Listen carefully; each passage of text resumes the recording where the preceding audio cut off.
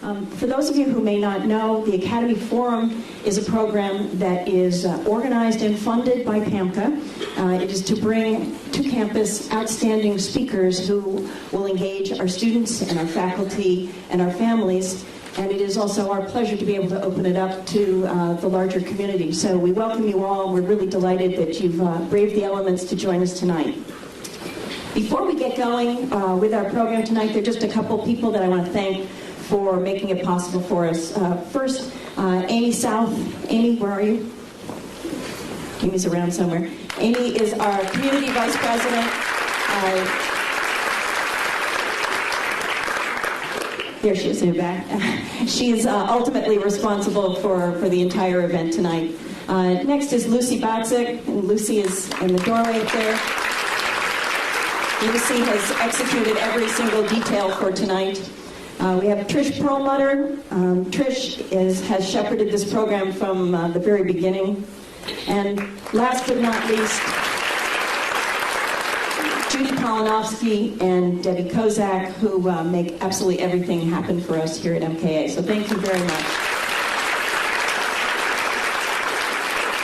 So now, without further ado, it's my pleasure to introduce the headmaster of the Montclair Kimberly Academy, Tom Namick.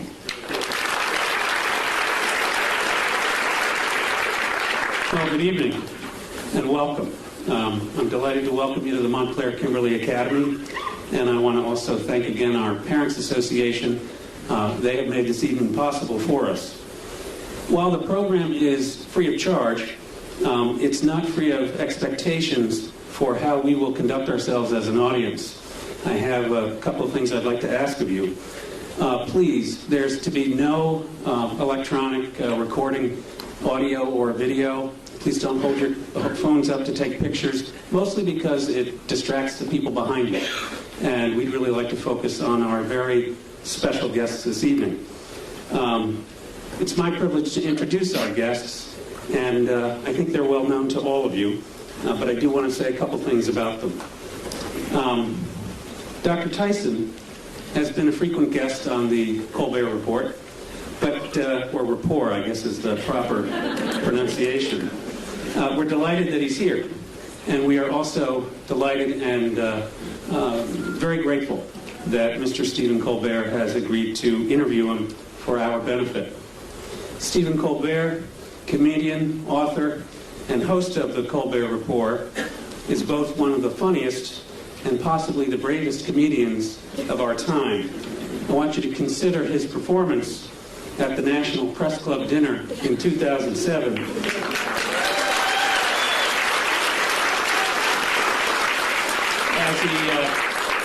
As he stood just a few feet from the President of the United States, known to the rest of us as the most powerful man in the world. Dr. Neil deGrasse Tyson, astrophysicist, director of the Hayden Planetarium, author of 9 books, teacher, lecturer, host of NOVA's 4-part series Origins, and member of 2 presidential commissions on the United States aerospace industry and the future of our country's space exploration. Dr. Tyson has a gift for working successfully within the realms of research, education, and policy formation. I owe you all an explanation about our theater tonight. What you see on stage is the beginning of a set for a 7th grade production of Romeo and Juliet. This year's selection for what is, as I said, an annual performance. And I think it's fitting that Dr. Tyson is going to warm up the stage for the 2 most famous star-crossed lovers in all of American literature. It occurred to me that there are a few things that Stephen Colbert and Neil Tyson have in common, and I wanted to comment on them. Both of them share an overarching purpose to make sense of the world. They also share a common strategy. They often look to the stars, human or heavenly, for evidence of how things work. Though Stephen Colbert is far tougher on the objects caught in his gaze, whereas Dr. Tyson is only known to have obliterated Pluto. They share methods in their respective fields, whether it is the search for evidence that makes sense of the world and the universe, or the creative construction of questions and tests by which the truth and significance of who or what is before them are evaluated. Perhaps then they both have something in common with William Shakespeare, the desire to provide their audience with a lens to see the world from a previously unconsidered point of view, and not just as others would have us see it. So while the stars may be dazzling, training and instinct appear to have taught each of them to look away from celestial bodies. I'm really sorry, I have to get that bad cliche in there somewhere. And to consider the effects that those celestial bodies have on everything and everyone around them. In addition to the challenging questions that each of them make us confront, their work has given the world a little more of that very rare and gem-like substance known as the truth, or in Stephen Colbert's case, truthiness. And we are very grateful. Ladies and gentlemen, Mr. Stephen Colbert and Dr. Neil deGrasse Tyson.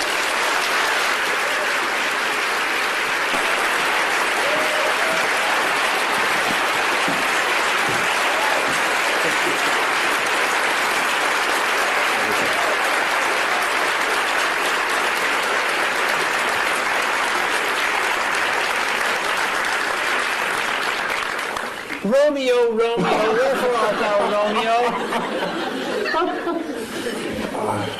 I don't know. Neil, thanks so much for coming today. Yeah, no, thank you. Mr. Dr. Neil deGrasse Tyson is, he's been on my show 6 times. And often when I come out to greet the audience before I do my show, they ask me, who's your favorite guest of all time?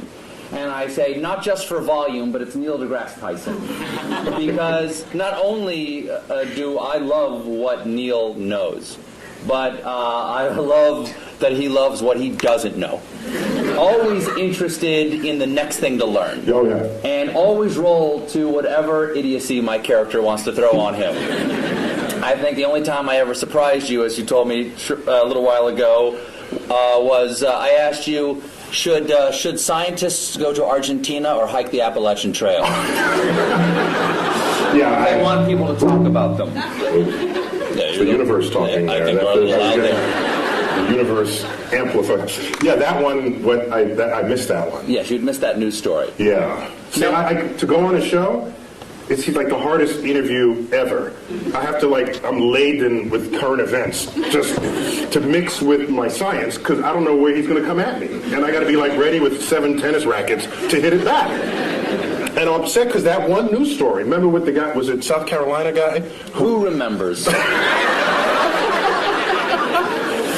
He goes to Argentina and becomes well known for having done so. And you asked me straight out, should scientists visit Argentina more often to become better known? And it just went, you aced me on that one.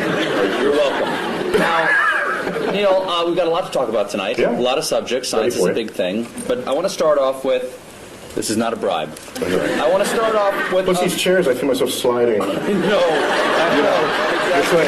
When we first walked in, I said, oh, welcome to the barn raising. I realized we were speaking before the Amish tonight. Now it's going to make it tough to talk about science and technology. All right, Neil, I want to start. I want to start in a broad way. Are you tweeting now, or are you actually trying to interview me? No, I'm just looking at photos of myself. Get a little work done. I need a little freshen up. Now, let me ask you a very basic question. Mm-hmm. Science, from scientia, in Latin, meaning knowledge. I didn't take Latin, but I'll take your word for it. Mm-hmm. Is it better to know or not to know? I think, well, my blunt answer is it's better to know. All right. But that is debatable, though. Well, I said it's my answer. Yeah. I mean, somebody else might have a different answer. For instance, Oedipus might have a different answer. Yeah. Yeah, I mean, I think... Is knowledge always a good thing? I have to say yes. Why? Because it empowers you to react and possibly even to do something about it if something about it needs to be done. Okay, but who we are is what we know, right? Part of who we are is what we know. And our identity is often based on how we see the world. Yes, and our personality for sure. And if we learn something that does not jive with how we think about the world, won't we have to re-examine who we are? Yeah, it could mess you up. Yeah. Once again, I'll go back to Oedipus. He plucked his eyes out rather than know anymore. Yeah, well, people back then, they did stuff like that. Yes, people back then, not people today. So I think there are people who would not know, who would rather. I remember the old days. I don't know if it still happens. A doctor would find out if you had cancer, they wouldn't tell you. They wouldn't tell you. Give it to me straight, Doc. Yeah, and why would you even have to say give it to me straight unless there was a day when they didn't give it to you straight? If I have 5 years left, I want to know I have 5 years left because I'm going to do something different in those 5 years. Neil, yeah, I have some terrible news. But there are some people who don't want. There are some people who don't value science, and if they don't value science, are they valuing ignorance? Yes, but I will not pass judgment on them. What I will say is, if they are at maximal comfort in their ignorance, fine. Except that they will not be the participants on the frontier of cosmic discovery. They will be disenfranchised. Hello? Hello? I'm sorry, I've got a phone call. Hello? Sorry, I have to take this. Hello? My mic isn't working? Hello? Now who's in control? So they won't be in control of the next, won't be participants. No, they won't. Not only will they not be on that frontier making any discoveries, they're not in a position to enhance their life for having access to those discoveries themselves. Can knowledge ever be a bad thing? I don't think so. What about actions that knowledge takes us to? Do you think that Oppenheimer, when the bomb went off, and he said, "I am become death, destroyer of worlds," do you think he perhaps questioned for a moment whether the knowledge they achieved that led to the creation of the bomb perhaps should have been left undiscovered? Do you know what he said in response to those kinds of questions? Yes.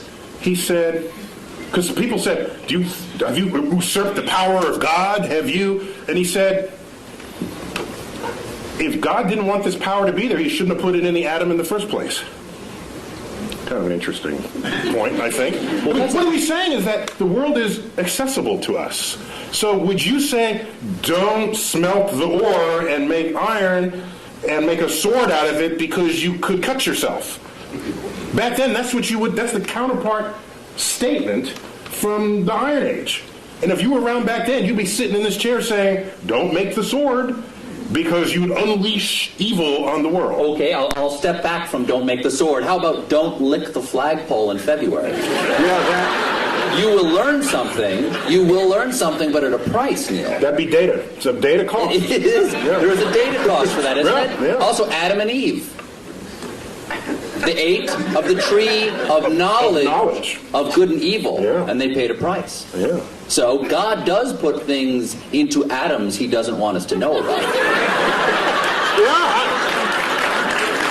However, I think Yes? I don't want to blame the knowledge. I want to blame the behavior of people in the presence of the knowledge. So maybe we need better knowledge management.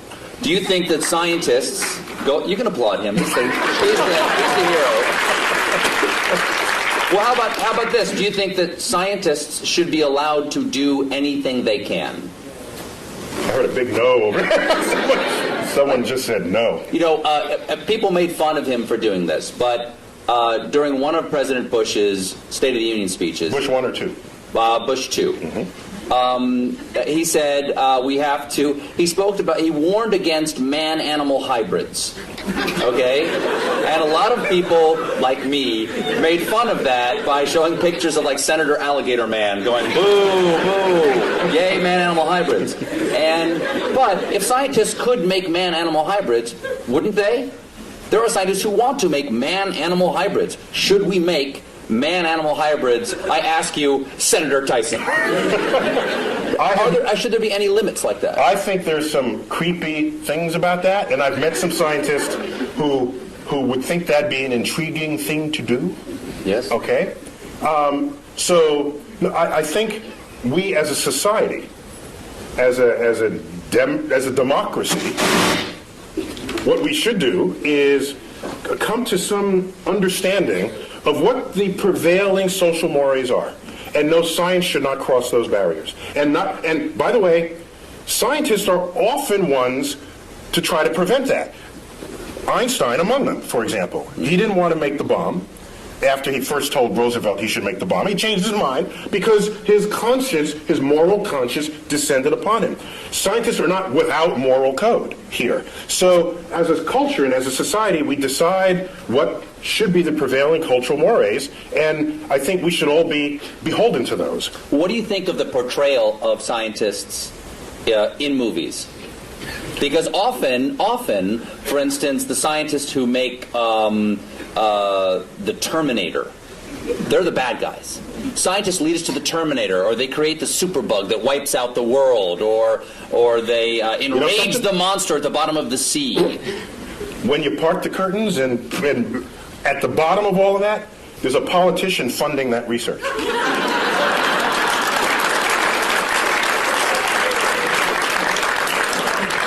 Is this working again? It is?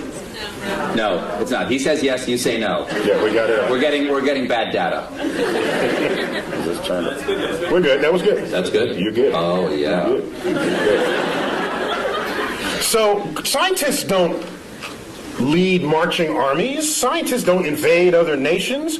Scientists, yes, we have scientists who invented the bomb. Yes, but somebody had to pay for the bomb, and that was taxpayers. That was war bonds. There was a political action that called for it. So everyone blames the scientists. We are collectively part of a society that is using or not using, to its benefit or to its detriment, the discoveries made by science. And at the end of the day, a discovery itself is not moral. It's our application of it that has to pass that test.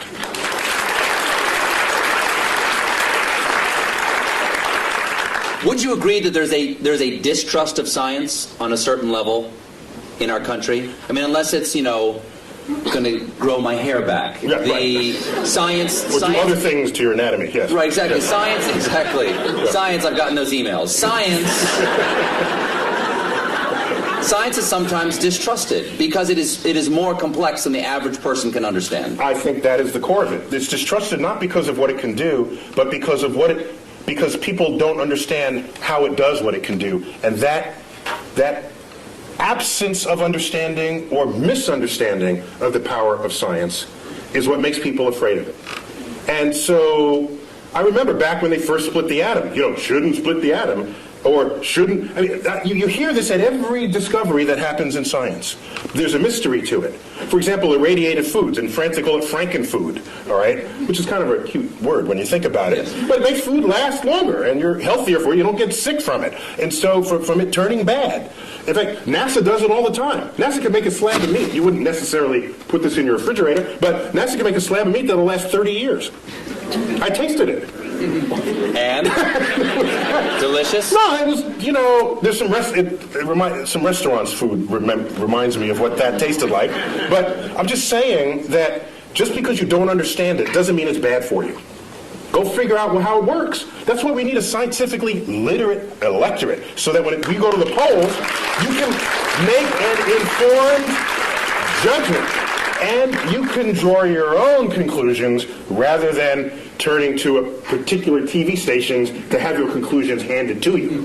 Now, Arthur C. Clarke. Comedy Central accepted. Exactly. Okay. Arthur C. Clarke's famous dictum about sufficiently advanced technology. Yes, it is. Arthur C. Clarke had several laws of culture and the world, one of which was any sufficiently advanced technology is indistinguishable from magic. So, if something gets too complex for the average person to understand, It's magic. It's like magic. And you have powers that I don't trust because I don't know what you're going to do with it next. Whereas if you understood how it worked, you'd say, "Hey, give me one of those." I mean, that's how that would work. That's how that plays out. do you think that's where the debate over?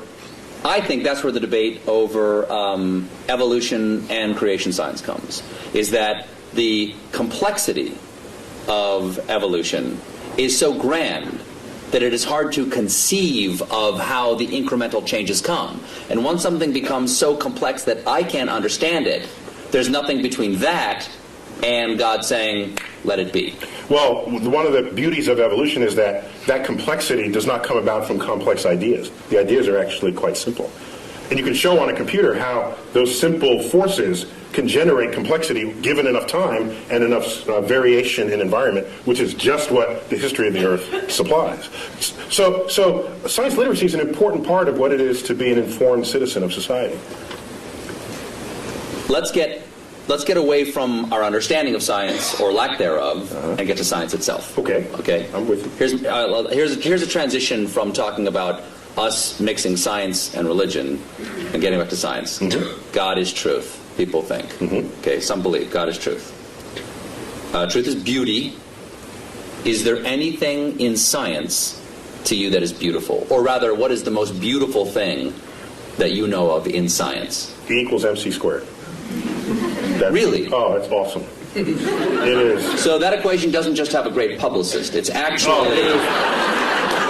Because everybody knows it, but also everybody knows Coke. You know, it's like Right, the yeah. Coca-Cola of science. Yeah, you learn E equals MC squared before you even know what any of those symbols mean. You hear it in elementary school. It's a gorgeous thing. It's What is beautiful about E equals MC squared? First of all, tell everybody what all the pieces mean. Well, E stands for energy. M is mass. C squared is just the speed of light squared. That's just, ignore that for the moment. The thrust of that equation is that energy and mass are equivalent to each other, which means you can transmute one into the other and back. What makes it extraordinary is that that hardly ever happens in our everyday lives, yet it's going on all the time in the rest of the universe. And so we're in this little pocket where E equals MC squared never happens. is not visible. It's not visible. It's not happening in our lives. No. But if it did, the world would be really different. Light coming from that bulb would all of a sudden pop into a particle, and the particle would combine and pop back into light again. Would it hurt? It can, yeah. It would sterilize you. There's a lot of, yeah. The kinds of particles that would do that they would sterilize you, yeah. That'd be bad. I've had my kids. Yeah. So it goes on in the center of the sun. It went on at the Big Bang. It goes on throughout the universe, wherever it's hot and heavy. But what is beautiful about it to you? It's simple. It's simple, yet it accounts for hugely complex things. And for me, that is where the beauty lies in the truth. No. If I had to give you a complex theory to understand a complex phenomenon, send me home. Because what's the point? Well, now, there's no tablet in the sky that said it had to be simple to end up being complex. That's just a remarkable fact about the universe. So why not celebrate it? The fact that pi, right? Let's say the numbers together. 3.1415926. We got a few geeks over here. That's a nerd fest. We got a geek thing going on over there. Not bad. The fact that you take a circle of any size, a circle the size of the universe itself, and divide it by its own radius, and you get that number, that's beautiful. I have to pause, and I get misty thinking of this. I'm sorry, that's just another one, that the atoms and molecules in your body are traceable to the crucibles in the centers of stars that manufactured these elements over its lifespan, when unstable, on death, exploding its enriched guts across the galaxy, scattering it into gas clouds that would ultimately collapse and make a star and have the right ingredients to make planets and people. Which means we are part of this universe. As I've said many times, and this goes back, not only are we in the universe is in us. That is a profound concept. And it was, I think it's the greatest gift that astrophysics gave culture in the 20th century. It's a research paper in 1957, and I say that because one of the authors just died, like 2 days ago, Jeff Burbidge. Burbidge, Fowler, and Hoyle. One of the most famous research papers that no one ever heard of. You know why, I think? Because it had 4 authors, not just one, and it took a decade to figure out, and it wasn't just somebody burning the midnight oil, so it doesn't lend itself to poetry or screenplays, because it's a collaboration, so nobody wrote about it. But we knew that we are star stuff. We knew that we are stardust at the middle of the 20th century. That connects us to the universe like no other fact. That's beautiful.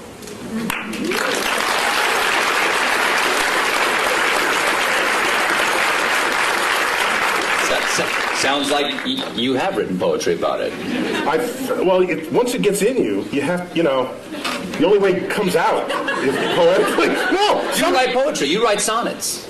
I don't know if they're sonnets, but occasionally a word rhymes in it, and I don't know what to call it. But sometimes if you feel deeply about something, I think the greatest poetry, not that I'm an astrophysicist, right? That's my disclaimer. Mm-hmm. But some of the greatest poetry is revealing to the reader the beauty in something that was so simple you had taken it for granted. That, I think, is the job of the poet. And so, the simplicity of the universe, which started this part of our conversation, I think, if it doesn't drive you to poetry, it drives you to bask in the majesty of the cosmos. So what drew you? You said that this is the beauty of astrophysics, or the gift that astrophysics gave us in the 20th century. What drew you to astrophysics? Take us to Neil deGrasse Tyson before he's an astrophysicist. Take us to who you are now. I'm living in the Bronx, which in vernacular would be the Bronx. And I'm in a building... Not a lot of stars. No, there's like a dozen or so in the night sky. So you do not have a relationship with the night sky as a city dweller. And my parents, I have a brother and a sister, they would take us to, each weekend we'd go to visit museums and other sort of cultural things in the city. And one of those weekends we went to the Hayden Planetarium. The local planetarium, the one right there in Manhattan. And you sit in the chair, and the lights dim, the stars come out, and I said, "Oh, that's a nice hoax, that can't be real.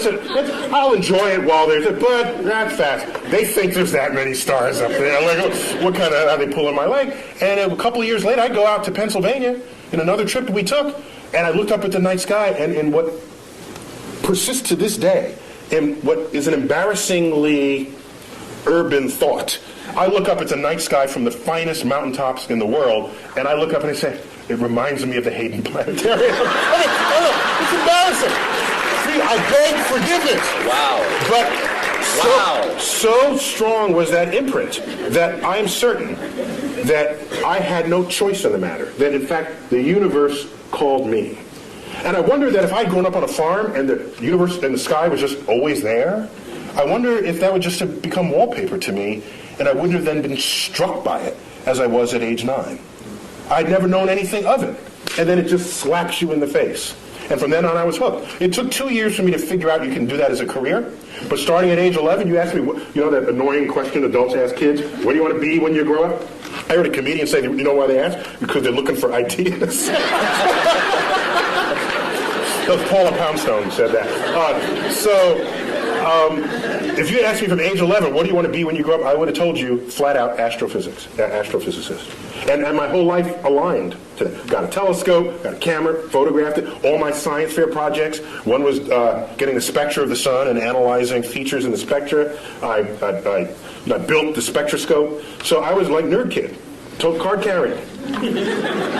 But I was bigger than other kids, so I was insulated from a lot of what might otherwise happen to nerd kids. But you wrestled, too. I was captain of my high school's wrestling team. I've seen you in that wrestling outfit. Oh. You can rock a singlet. Well done. Now, singlet is what you call the one-piece... they know. No, okay.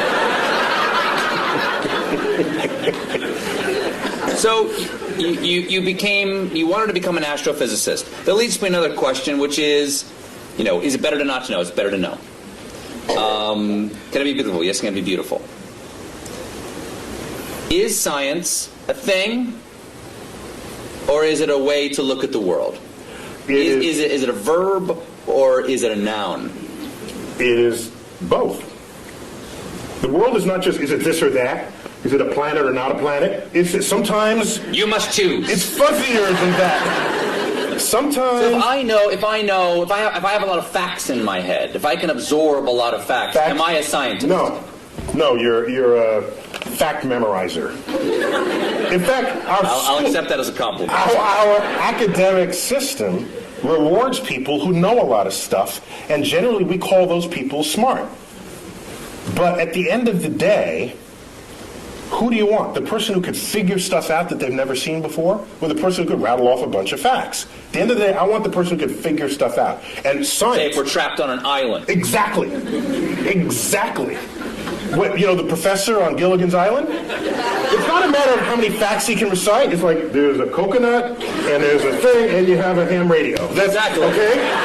Seawater, you stir in the salt water, you hook the wires up to Gilligan's fillings, and then you listen to his ear. Listen in it. So, it's an understanding of the relationships. While we're on it, Ginger or Marianne? Totally Ginger. Ginger. Complete. That was like, she came around the wrong time of my life. I'm telling you. It was like Ginger all the way. For sure. So it's a way of approaching the world. It's a way not only of approaching the world, it's a way of equipping yourself to interpret what happens in front of you. I think of science, the methods and tools that enable it, as kind of like a utility belt that you walk around with. And you come upon something. Are you a superhero? Yeah. In your mind, are you a super scientist? Actually, when I was a kid, I wanted to be Mighty Mouse when I was a kid. Really? I wanted to sing opera as I went to sing. Here I am to save the day. Yeah. So it's a tool belt. It's a tool belt. It's a utility belt. Utility belt. Sorry. Because I'm picturing you in the singlet with the utility belt. Yeah. It's a tool belt. The difference is a tool belt. If you have a hammer. As they say... You can hammer in the morning. You can hammer in the morning. If I had a hammer. The problem is, if you start wielding a hammer, then all your problems look like nails. Mm-hmm. And maybe they're not. Maybe it's more subtle than that. And so your toolkit has to be able to morph into what is necessary for what it is that you confront at that moment. And so, yes, you're equipped with methods of mathematical analysis, methods of interpretation. You know some basic laws of physics. So when someone says, I have these two crystals, if you rub them together, you'll get healthy. So rather than just discount it, because that's as lazy as accepting it. Both of those are just lazy brain. What you should do is inquire. So do you know how to inquire? And every scientist would know how to start that conversation. They would say, well, where'd you get these? What kinds of ailments does it cure? How does it work? What does it cost? Can you demonstrate that it works? And you go through this whole, and at the end the person's in tears because they weren't prepared for that level of questioning. And so science literacy is vaccine against charlatans of the world that would exploit your ignorance of the forces of nature. Neil, if you don't like the crystals I gave you, you can just say it. And they're not working for you because you don't believe.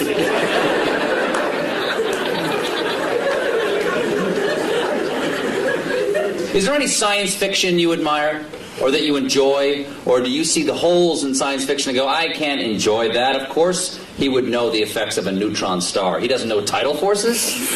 Like, do you have that problem? You've got that right. You've got that right. Do you have that problem? I only have the problem if the movie is marketed for its accuracy. Number one. Number two, they got to get some basic science right. After that, I'm okay.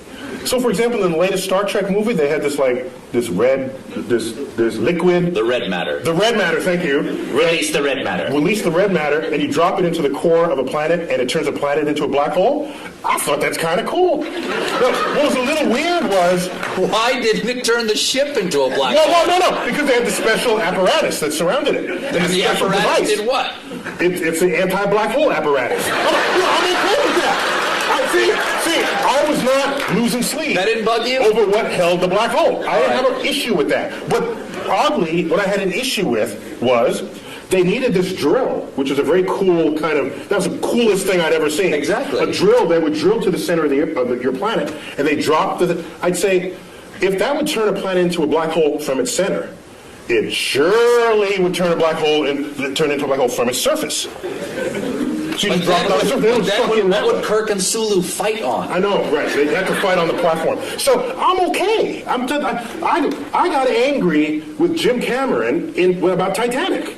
That's how I got angry. Did I tell you? I didn't tell you the story. You did not. Oh no! Can I? I've never seen you this angry before. Just hold me back. I can't wait to see what you have to say about Avatar. You might turn blue with rage. Go on. So what was your problem with Titanic? There's a colleague of mine who saw Avatar, and he got home and he told his wife he wanted to paint her blue, and that didn't go over very well. Is she 10 feet tall? So, Titanic, you may remember, was marketed as a film of high accuracy because Cameron had funded this submersible to go down and it checked out the staterooms and the wall sconces and the china patterns, and so they reproduced that to detail. And so here they recreate the ship for the movie. Can you double check that? No, because he had the submersible. You just have to trust him, okay? No, you got to trust him. So now, the ship sinks, right? Did I give away the... Well, you see the movie yet? I'm sorry. Okay, so the ship sinks. I do. I remember. You remember that, okay? Very sad. And it's Kate Winslet on the flow. Remember that? And Yes. she's delirious. This isn't the scene where she's naked. Oh, sorry. Go on. She was Go on. kind She's of like dressed. that. Okay, go But ahead. no, she's on the flow, on the whatever, the plank, and all right, she's looking up. We know the date, the time, the weather conditions, the longitude, the latitude. We know all of this about the sinking spot of the Titanic. There is only one sky she should have been looking at, and it was the wrong sky.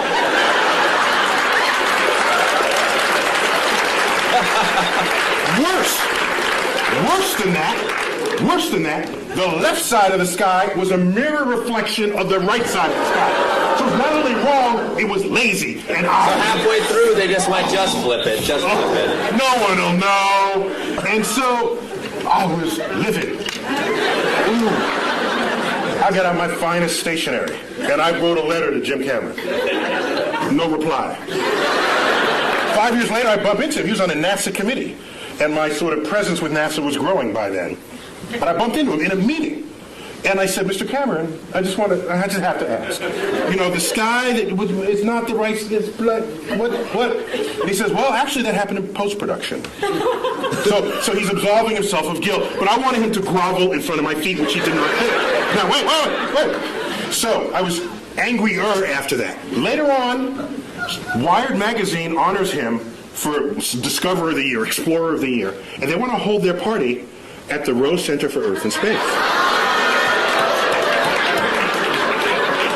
You don't come into my house and get the sky wrong. Okay? My microphone working? Or did it fall? You're loud enough, you don't need a microphone. There we go, it fell down. Can you hear me now? Mine, yes. Okay. So, he's in my house. And as a courtesy, they extended me an invitation to have dinner with a small group of them after this award ceremony. So I said, yeah. So we go to dinner. There's 6 of us at the table. The wine is pouring. So I said, Jim, I don't know if you remember, but I brought this up some time ago about the sky. And I wouldn't be so upset, except that everything else you boasted was so accurate. And we can't even check how accurate that is, but anybody can spend $50 for a planetarium sky program and look at the sky and know that you got the wrong sky. What gives? And you know what he said? He said, last I checked, worldwide, Titanic has grossed $1.3 billion. Imagine how much more it would have grossed if I gotten the sky right.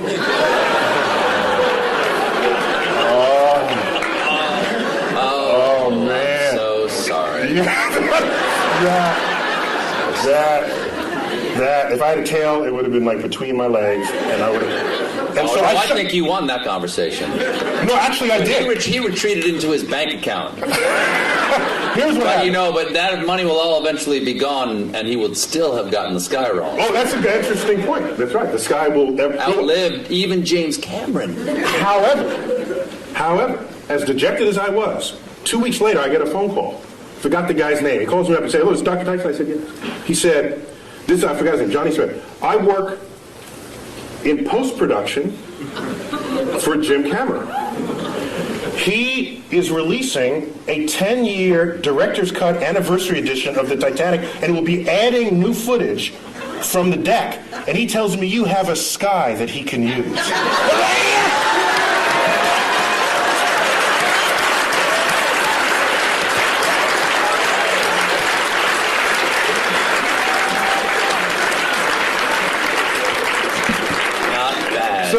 Not bad. You got your taste, right? You got a little taste. Yeah, right? it was good. No, I'm not. I'm a public servant. Yeah. I don't need a piece of the thing. Me too. So if you're gonna claim it's right, then I'm gonna hold you to it. If you're not, then I'll just sit back and enjoy it. What is You know what I don't like? I don't like is the people who you go see a movie with who read the book first. Get rid of them. They don't belong in the movie theater. All right? It's like, the book was better. Well, get the hell out of Get out of the movie theater. Then go back to your book. Leave me alone. Those people I can't stand. Stay home. We should not go to the movies together. Now, okay, I got three different things. What is the latest discovery in astrophysics that we should all know about? One of my favorite. I got to go back maybe 6 months for that. 8 months, may I? Okay. Okay. Well, we discovered water on the moon. That's kind of cool, because where you're going, you want there to be water. All right? That's a good thing for life. But what struck me the most, earlier in 2009, we discovered methane on Mars. Methane. If you have a gas stove and you live in a city, chances are it's methane. It's a flammable gas. You say, well, so what? Who cares? Except that methane is the byproduct. It's a part of the gaseous effluences of anaerobic bacteria, which on Earth operates deep in the intestinal tract of farm animals. That's a very scientific way of saying there are Mars farts. That's what you're saying, right? I didn't want to say it. Yeah. You got a doctor in front of your name. You can't say stuff like that. I can't say stuff like that. But that means that is possibility, or is that yeah, there's life, but no one will come out and say it? It means while you can generate methane other ways, such as sunlight. It's a combination of pressure, temperature, and energy source. You can manufacture methane. Magic. But chemical magic. Yeah. Chemical magic. But it is a natural byproduct of bacteria that thrive in the absence of oxygen. And you don't have oxygen deep in your intestinal tract, neither do any farm animals. And if you're down under and Mars doesn't have oxygen. So it's tantalizing to think that maybe there are life reservoirs in aquifers beneath the Martian soils. As I was saying before about is it better to know or not to know, and there are things about our own identity that we take from the knowledge that we have, yes, we do. or the things that we don't know, the assumptions of things that are not there to be known. And instead of using the word identity, I'd say they have an impact on our ego. Yes. Because the more we learn about the universe, the smaller we get. Mm-hmm. All right? In time, in space, in size. And so if you go in... Not the way you just described it. The way you described it, you're a supernova. Well, that makes you bigger. Well, I think if you know about what's going on, then it's not mysterious and you're a participant in the unfolding cosmos. Otherwise, you are consumed by it and you fear it and you shun it. And you say, I don't want to know that I live on a speck called Earth, orbiting an undistinguished star in the corner of an ordinary galaxy in an expanding void of the cosmos. There are some happy thoughts in there, like understanding how that worked, recognizing that the human brain figured that out. That's kind of cool. There's a lot we still don't know, but what we do know, I think we can sit proudly and celebrate what we know about the universe. Maybe now, not every one of us figured it took a few key people like Newton and Einstein, but we learned what they taught us, and each of them stands on the shoulders of giants that came before them, just as the quote goes. Let's celebrate it, not fear it. But if we found out that there was life someplace other than Earth, what do you think that would do to our identity or our ego? It may signal a change in the human condition that we cannot foresee or imagine. I think it would. Now, I think the issue would be not if we find bacterial life, which is kind of what we're looking for now. Bacterial life, there's no question about whether in our mind's eye we reign supreme over bacteria, although it can win. Bacteria, do you know in 1 linear centimeter of your lower colon lives and works more bacteria than the number of people who have ever been born in the history of the world? So in fact, we are just hosts for bacteria to lead their lives. So from the point of view of a bacteria, we're just a place to live. A dark, warm place to live. But we're a planet, and they don't believe there's bacteria in any of the other planets. that'd be an interesting sci-fi novel. So the real issue is, if we find life on another planet that's smarter than we are, that would totally mess with our ego. That'd be the last, nail in the coffin of our ego. That used to be, well, we're humans, and we're on Earth, and Earth is small, and sun is insignificant. That'd be the last one, and I don't know how we'd be able to handle that.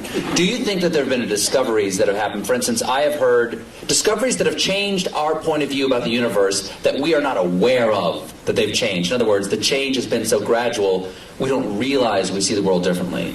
Has E equals MC squared, because that's coming up on 100 years? I'll tell you. Yes, it is, actually. Well, no, we're past the age. Last year was 100? No, 1905, so 2005. Okay. But so I got one for you. Has that changed us? I got one for you. In the 1920s, which was a watershed decade in the history of science, in that decade, we discovered that not only our galaxy, the Milky Way, is not the only existence of anything in the universe, that there are other Milky Ways out there. That recently? 1920s. Was it just the optics didn't exist for that? We needed a big enough telescope, and Edwin Hubble wielded all the glass that necessary to accomplish that back in the 1920s. He said Hubble, before the telescope, was a man and had his own telescope, the biggest of its day, and he made that discovery. That there were these spiral fuzzy things in the night sky. We thought they were just local to us. They're whole other systems of stars. 100 billion stars unto itself, outside of our system. Not only was that discovered in 1926, 1929 he discovers that the universe is expanding, which means it may have had a back then, it may have had a beginning. If it's expanding, that meant it was littler in the past. Well, there must have been a day when it was all together in the same place. Thus was born the Big Bang. Okay, so now, also in that decade, quantum mechanics, quantum physics was discovered. That is the science of the small, the science of electrons, protons, neutrons, particles, nuclei. At the time, you'd say, this is just physicists burning tax money. Because who cares about the atom? I got my horse to feed. I got kids. You got issues in society. Yet it's quantum mechanics that is the entire foundation of our technological revolution. There would be no computers. There would be none of what you take for granted, your iPod, your iPhone, cell phones, the space program, without our understanding of the laws of physics as they operate on that atomic and molecular and nuclear level. And so the chemist has no understanding of the periodic table of elements without quantum mechanics. To them, it's just a list of elements. Quantum mechanics tells you why this column is there, and that's there, why this mates with that, and why that makes a molecule with that. That's quantum mechanics, and it's unheralded. You ask me, is there any discovery that has changed how we live? It is quantum mechanics. And I make this point because I'm ready to... Today, you hear people saying, why are we spending money up there when we got problems on Earth? And people don't connect the time delay between the frontier of scientific research and how that's going to transform your life later down the line. All they want is a quarterly report that shows the product that comes out of it. That is so short-sighted that that's the beginning of the end of your culture. So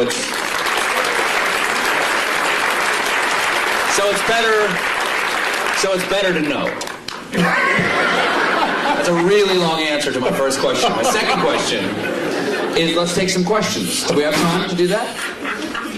Q&A? You about to wave? You about to hit me in the head with a rubber band? Okay. Very quickly, before we get the questions here. How many can I ask? Ask one. Do we have microphones, or are we going around the room? We can repeat the question if there aren't enough microphones to go around. Let's start right here with just one, please, sir. Is there a brown dwarf star approaching?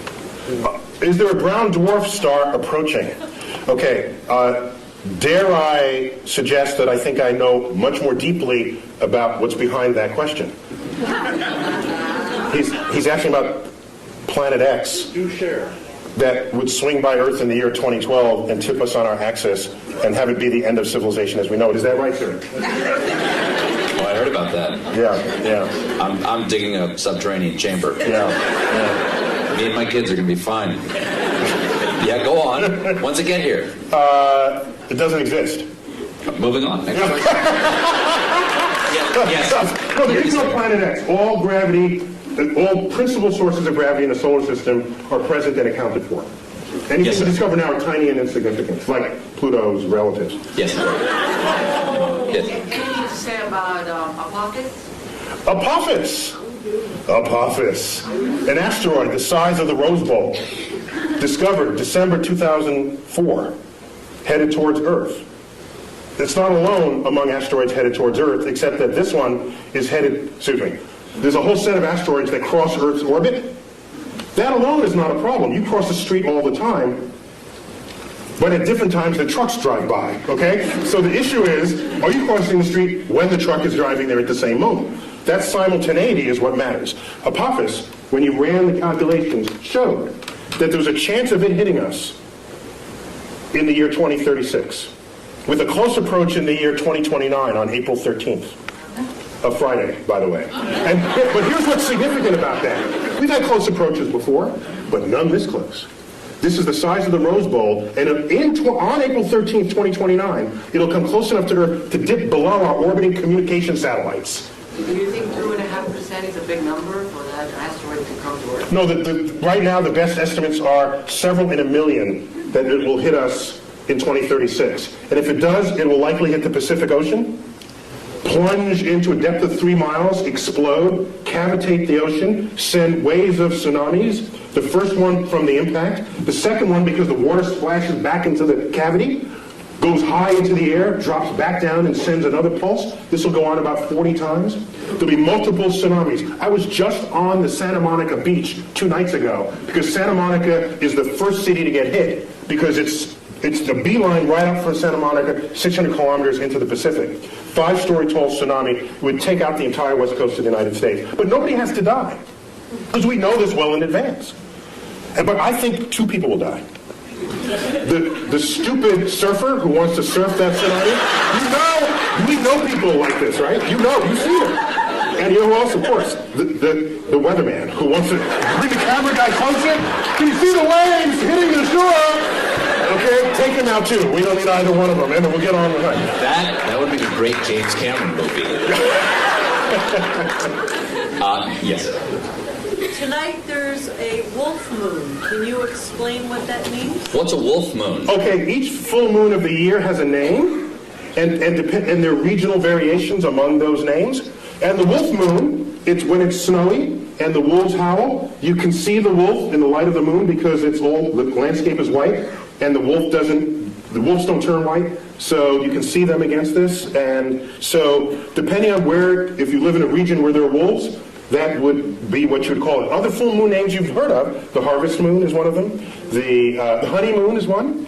That's the moon that's in June, the honeymoon, because that moon actually never gets very high in the sky.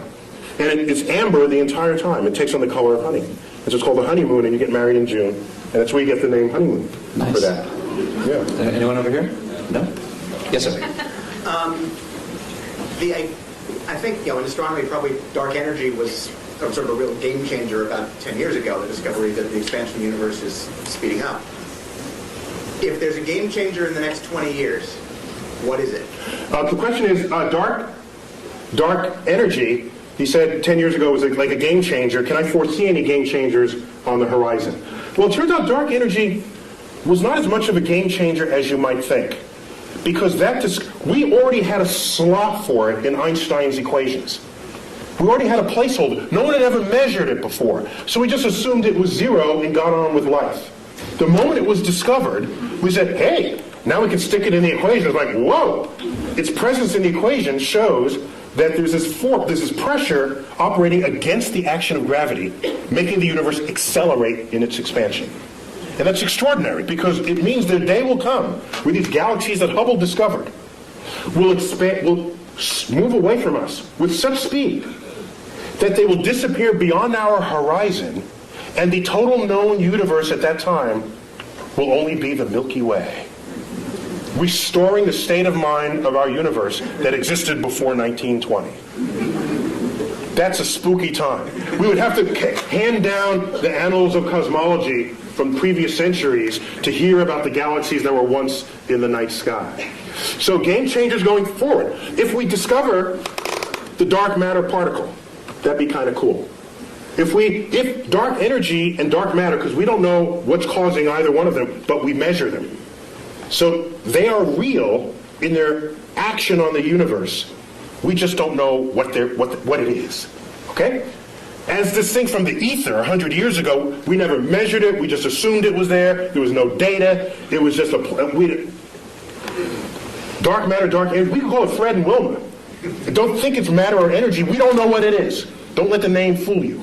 I'll henceforth call it Fred and Wilma. Okay? So, with Fred and Wilma, these two things, it may be a game changer. Once we figure out what it is, it's a new particle that then we can exploit to our benefit in the same way our understanding of quantum physics enabled us to exploit the behavior of atoms and nuclei to our benefit. So a new kind of physics would transform how we live. Yes. That's one way I think about it. Is Pluto going to be excised, so not just because we send it out, but because the ice will expire quickly? Will Pluto not only be humiliated by Neil deGrasse Tyson? You may not know this. That's not the word she said. She used that word. Excised from the family of planets. Neil was on the group that gave the recommendation that Pluto be demoted, correct? We thought differently about Pluto's identity than Pluto did, and other supporters of it. We just grouped it with other icy bodies in the outer solar system that, at the time, were being discovered. Don't shoot the messenger. Pluto was alone for 65 years, and so you can't have a category of one. That doesn't work in science. You need a few things to make a category. So he's okay. It wasn't a category, though. It was a planet. Well, yeah. My very elegant mother just sat upon 9 porcupine. Now she just sits upon 9. It doesn't make any sense. Yeah, it doesn't make any sense. Where's the porcupine? If she's that elegant, she wouldn't have sat on a porcupine, I don't think. So once we found other icy bodies, all we did was group them together. We said, Pluto, we found family for you. In fact, we think you're happier there, because now you're one of the biggest icy bodies. And rather than a pipsqueak planet. You sent Pluto to a farm upstate to run and chase rabbits. Is what you did. It's much happier there, kids. It's happier there. And I didn't do this alone. Is there a supergiant beyond Pluto that pulls comets in? Is there a chance there's something out there that's drawing? There was a hypothetical star, which is related a little bit to what led to this invention of this the brown dwarf that you won't talk about, but you and I know, yes. Yeah. There was come down to the bunker too.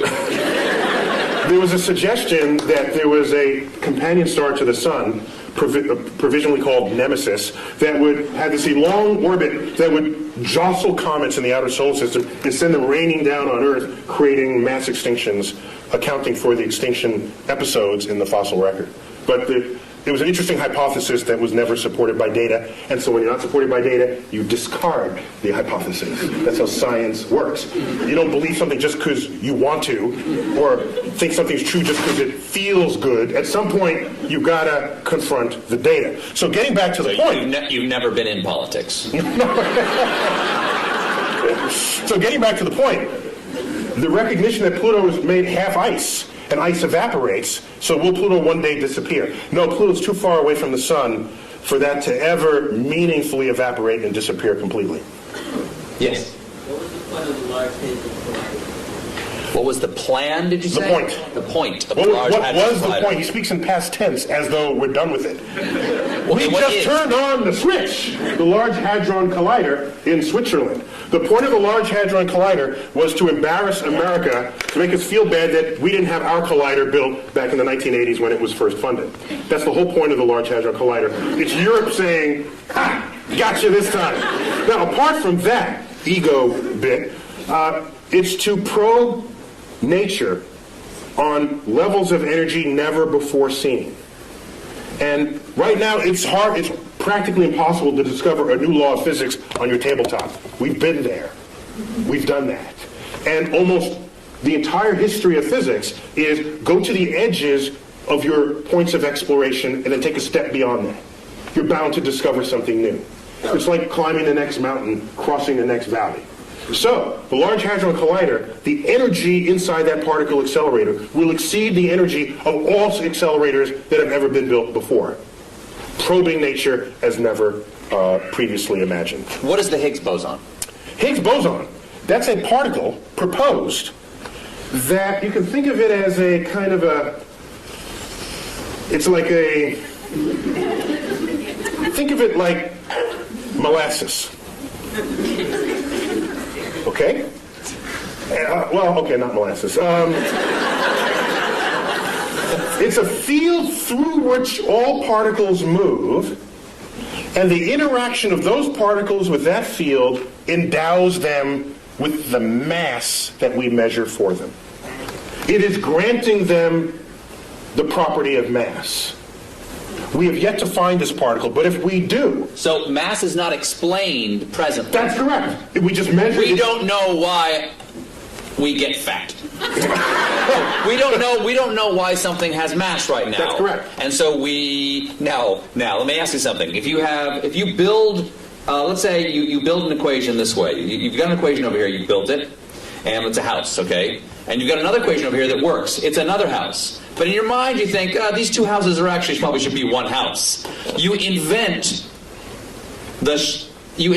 something that fits into the shape between the two houses, right? Yes. Like you've got a shape between the two houses. Goes, okay, there's something in the universe that is the shape of the space between these two houses. Yes. Does that necessarily mean that thing is there? The history has shown that almost every time we propose something that connects one house to another, if those two houses themselves work, there's something in between them connecting the two. For example, in 1930s, we had this experiment with the 1930s. Quantum physics is in place. We start probing the atom. We find out there's an atomic reaction, a nuclear reaction, where there's some missing energy. We account for all that, and there's something missing. We said this much energy here, and then it's missing here. And we swear we accounted for everything. Fermi comes up, a famous physicist, said, I bet there's a particle that came out of that reaction that escaped with the energy before you had a chance to measure it. E equals mc squared. Well, that would have endowed that particle with its energy to do so, the mass to do so. And even MC squared is in every one of these, it's all over the place. It's written with E equals MC squared. The point is, he hypothesized the particle, gave it the properties that it would have to account for what was seen. That's your conduit between the two houses. Then he says it's got to have this much energy, and it's got to be pretty hard to detect because we surrounded this in lead, and it just went straight through the lead. So I'm going to propose a particle that's hard to detect. And it's got to be little, because there's not that much mass, and it has no charge, so it's neutral. So he called them neutrinos, little neutral ones. He hypothesized. He said, let's look for them. 20 years later, they were found, neutrinos. And now we kept them coming out of these reactions. He built the porch, the walkway between the two houses. Practically every time you have two working understandings of the world, and they have to coexist in the same universe, there's something that's going to connect them. It's like electricity and magnetism, previously discovered as separate things, until Faraday and Maxwell said, hey, wait a minute, this works and that works, and they kind of smell like each other a little. Maybe they're the same thing. So a whole theory came out to put the two together, and it is the theory of electromagnetism. You know this word. You just take it as a single word, but those used to be separate concepts. So we're going good with this. We're on a roll here. So why not continue? Yes, right there. Do parallel universes exist? Do parallel universes exist? We don't know. The parallel universes are losing favor to the multiverse. We have some cogent theoretical expectations that our universe might be just one of many, spawned from this hyperdimensional medium, which we'll call the multiverse. There's no data to support it, but we have good theoretical premise to think that it's there. And we have philosophical precedent. We used to think Earth was special and unique. It wasn't. We got 8 planets. We thought the sun was special. It's one of 100 billion suns. Thought the galaxy was special. No, it's 100 billion galaxies. We have one universe. Or do we? The track record said, why should there only be one? Be open to the possibility that you don't live in the majority-looking universe that's out there. Would a separate universe, when you say different universe, does that mean... Slightly different laws of physics, which makes That's what I'm asking. Oh, yes. Well, this is the fun part. Because if you manage to get a portal to another universe, don't be the first one to volunteer to go through it. Because your atoms are working in this universe. If the slightly different law of physics, you could implode, explode, come out with 3 heads. Who knows? There's a different exchange rate over there. Yes. Yes. Someone, let's go in the back, in the middle, and I think you have a white sweater on, yes. Is it possible to tunnel through a black hole, like quantum mechanically speaking? Can a black hole be used to travel? How about that? Can we say that? No, it's a little different. Like, Steve, get with it. Tunnel through a black hole. Yes. As if it creates a tunnel in space or time. Quantum mechanically is what she said. Quantum mechanically, can you tunnel through a black hole? I'm not going to try to interpret this one. Well, I have to ask, did you want to land someplace else when you're done, or are you content with being dead when it's over? I need to know before I answer. I guess it's okay if I die. It's okay if you die. For science. For science. Stephen Hawking showed just recently that, and for me this was kind of spooky amazing, that black holes remember everything that they have ever eaten. Which means it's not a tunnel to anywhere.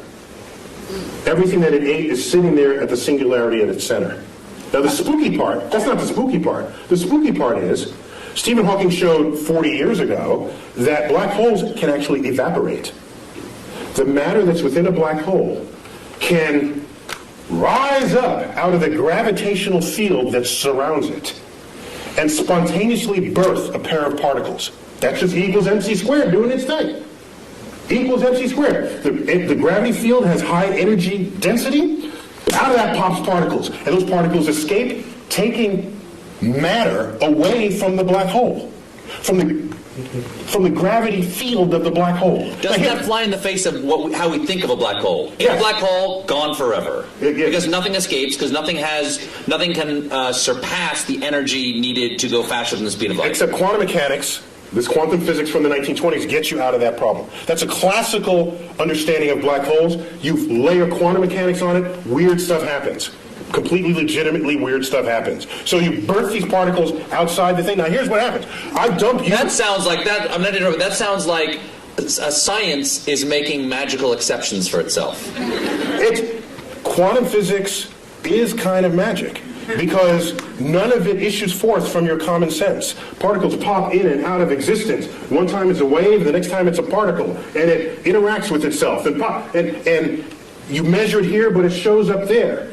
If we were forged in that world, then all that would be common sense. And equals mc squared would be a daily phenomenon. You wouldn't need Einstein to figure it out. You'd be learning it in elementary school. But that is a foreign universe to us.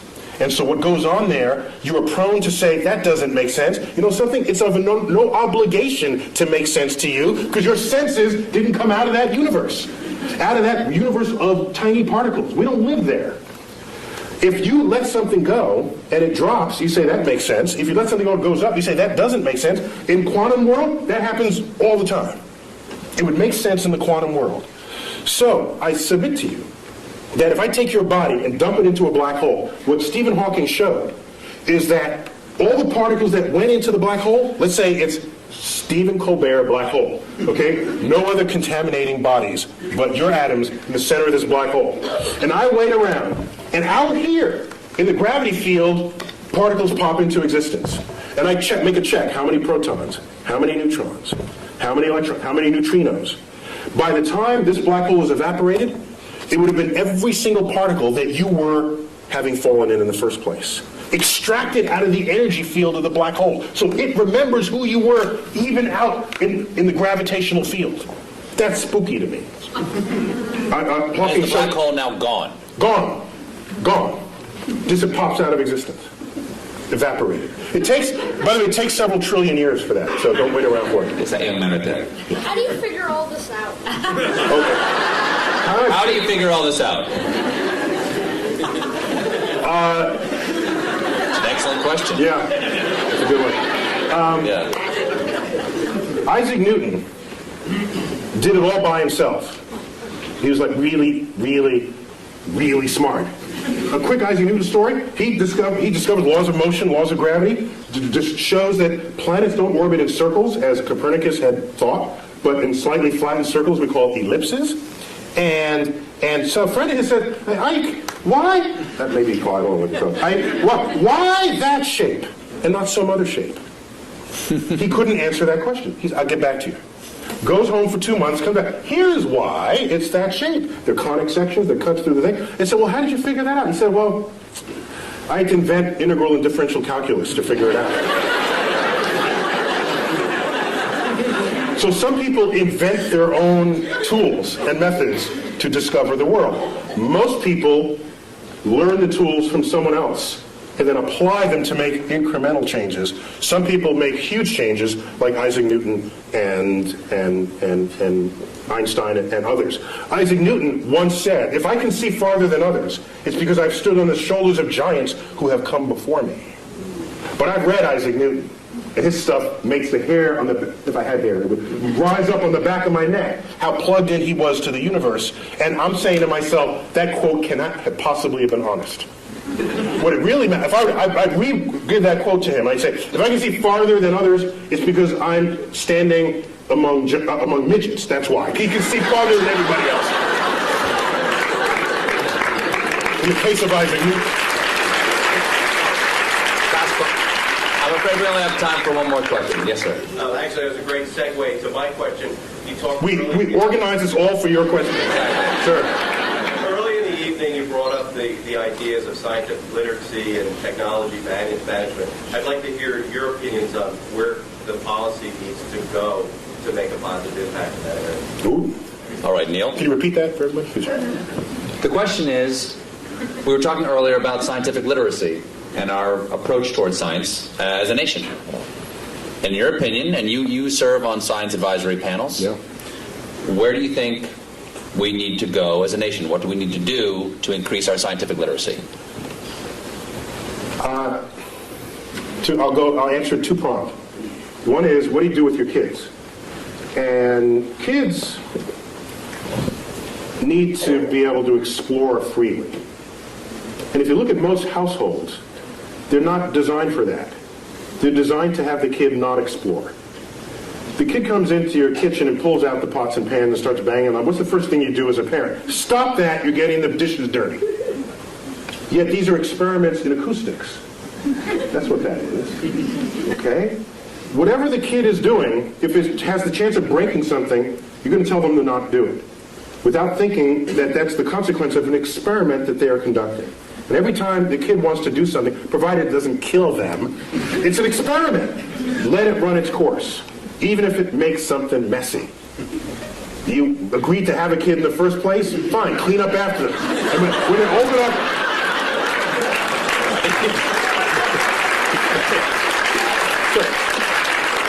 Because it's those seeds of curiosity that is the foundation of what it is to become a scientist. Now, I don't want everybody to be a scientist. That'd be a boring world. I want the poets, and I want the musicians, and we need that. And I don't have it. But I'm talking about promoting science literacy. And so the first step for the parent is to get out of the way. Allow the child to explore. They start playing in the mud. Don't do that in the mud. I just cleaned those pants. You're getting in the way of another experiment. They start plucking the petals off the flowers you just bought from the florist. And you say, stop that, I just paid $10 for the flowers. Had you let that continue, they find in the middle the stamen and the pistil, and they learn something about the flower. For $10. That's cheap. Derek Bach, one-time president of Harvard, once said, if you think education is expensive, try the cost of ignorance. And so that's got to start at home. In the schools, I don't have a problem with the fact memorizing, but don't equate that with what it is to be wise or what it is to be smart. Smart should be some combination of that, yes, but also, what is your lens on the world? How do you figure things out? And you promote that by stimulating curiosity. And I don't see enough stimulating curiosity in this world. This is a famous school right here. I saw the banner in the opening corridors. So you probably don't have that problem here, all right? But the whole world is not educated in this building. So a lot of change would need to happen in that regard. Now getting back to policy. I have tried. You do a simple Google, like YouTube and Tyson, my name, but put Neil so you don't get Mike. All right? Dining on someone's ear. Half of what ends up thrown onto YouTube are talks I've given where I am trying to convince people, not only the public, but lawmakers and people in power, that investing in the frontier of science, however remote it may seem in its relevance to what you're doing today, is a way of stockpiling the seed corns of future harvests of this nation. And those seed corns, what they do is, whether or not you know it today, advancing a frontier, history has shown, has advanced a culture ever since the Industrial Revolution got underway. And we can speak more hegemonistically about it, that anyone who has embraced the powers of technology has enjoyed economic wealth, the likes of which the world has never seen, attendant with strength of security. Okay? And so people say today, they'll say, so suppose the next terrorist attack is like a chemical attack. Do you call out the Marines, or do you get your best chemists to figure out what to do about that? There's a point where your weapons are not as useful as the brain of the scientist who you could bring to bear on the problem. And so I see science and technology and creative investments in it as the most significant infusion to our economy that could possibly be conceived. The problem is it's not going to boost the economy next quarter. It's got a time horizon longer than most people have the patience for, and most politicians have the re-election cycle to be tolerant of. So what we need is a longer view on those investments. I don't want to have NASA going hand in hand trying to get money to stimulate the frontier of cosmic discovery. And that frontier now involves biologists in the search for life, chemists in understanding the soils of Mars, aerospace engineers. You know what I don't want to do? I don't want to stand in front of 8th graders and say, who wants to be an aerospace engineer so that you can design an airplane that's 15% more fuel efficient than the one your father flew? That's not going to get them. But if I say, who wants to be an engineer and design the airfoil that'll fly in the rarefied atmosphere of Mars, I'm going to get the best students in the class, and you know it. Because that's an exciting project for smart people to work on, motivated people to work on. And when you have them, they invent stuff. They discover things. They transform the culture in which we live on a time horizon that is not easy to just tell someone in a one-sentence soundbite. And what I want is a level of science and cultural literacy that will allow the public to be able to think beyond the election cycle, to think for themselves and say, this is a good investment. How many times have you heard people say, if you're not among us here, why are we spending money up there when we have the problems down here? Have you ever asked how much money we're spending up there? Ask that question. You know what the answer is? I've asked people, how much money do you think we're spending? here's your tax dollar. How much do you think? 10%? 15%? Those are the kinds of answers I get. You know how much is getting spent? The rovers, the space station, the space shuttles, all the launch vehicles, all the NASA centers is 0.6 of 1 penny on your tax dollar. 0.6 of 1 penny pays for it all. And you're telling me, why are we spending money there and down here? If you need that money to solve these problems, you got some other problems going on. Okay? That's a whole other problem with society. So, I'm sorry, I'm getting off. So my point is, I think the greatest, the greatest need is to be able to have the foresight necessary to make investments on the frontier of science, even if at the time you make those investments, you cannot figure out how that might make you rich tomorrow. Michael Faraday, in the 1840s, was the first one to pass a wire through a magnetic field. And it made a little meter tick it moved a meter. He hooked up to it. Now this guy, you do this and this happens. That's kind of cool. If you're nerdy, to a nerd, that's a cool thing, right? You do this and this happens. And so what was happening is, it induced a current through the wire. He showed his colleagues. It looked like just kind of a curiosity, a toy. Showed it to Parliament. They say, why, this is what we're funding? We're funding this toy? And this may be apocryphal, but it is said of Faraday, in response to this inquiry, said this, because they asked, what value is this to the British Empire and to the king? He said, I don't know what value it is today, but I know one day you're going to tax it. And in fact, that is the foundation of how all electricity is made today. And it would take another 60 years before electricity would come to homes.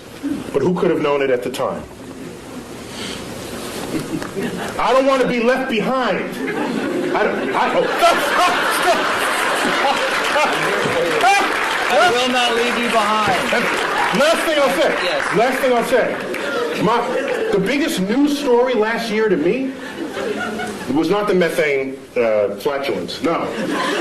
The biggest news story happened December 22nd, something like that. I forgot what day. A press release comes out. Russia says they want to send a mission to deflect Apophis, the killer asteroid. Oh, yeah. By the way, I said if that hits, it's going to hit the Pacific, which affects us. Okay? Russia says we're going to launch a mission. We're going to start designing it now. We're going to fund it. Oh, by the way, the United States is welcome to join us. And people say, that's nice, a little international thing. And I'm saying, wait a minute. Something's wrong here. Aren't we the ones who are supposed to be starting missions and then invite other people to join us? Isn't that how it's been?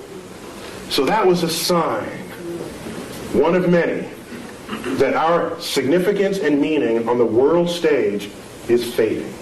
And it's fading fast. And it's not a cliff, it's just a fade. And the day will come where the rest of the world just makes their own decisions about the future of their own space exploration and technologies.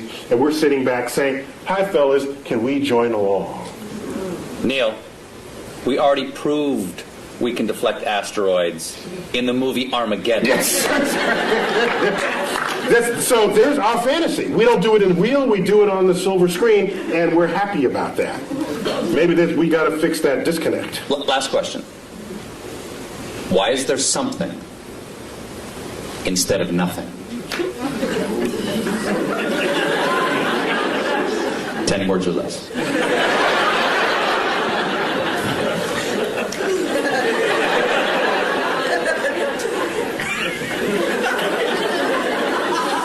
Just because.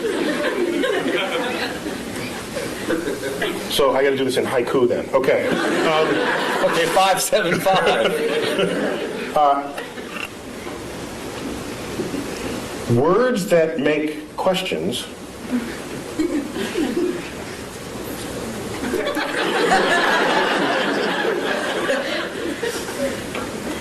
may not be questions at all. I am well rebuked. Neil deGrasse Tyson, it is an honor to have you here and an honor always to talk to you. Please, come on, give it up for Neil deGrasse Tyson.